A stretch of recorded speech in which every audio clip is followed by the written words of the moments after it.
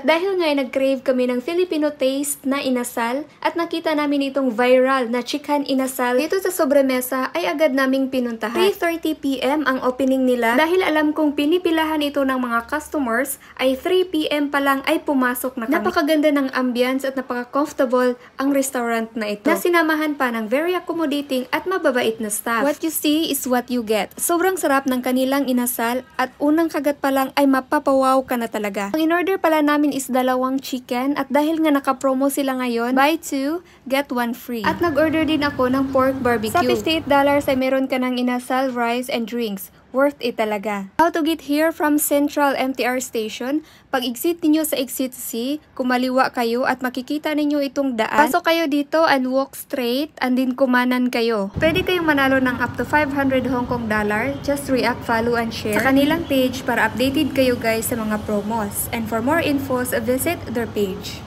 Hanggang makita ninyo yung Lolo Lemon na shop. Tumawid kayo, puntahan ninyo ang Lolo Lemon, lagpasan ninyo yan.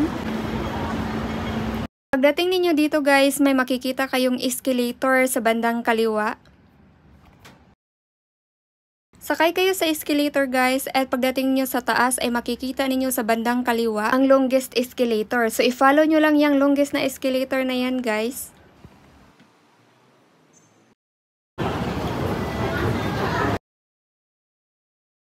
Kapag nakarating na kayo dito sa Shell Street guys ay kumanan kayo. At makikita ninyo ito guys, lakad kayo ng straight dito hanggang sa marating ninyo ang 7-Eleven.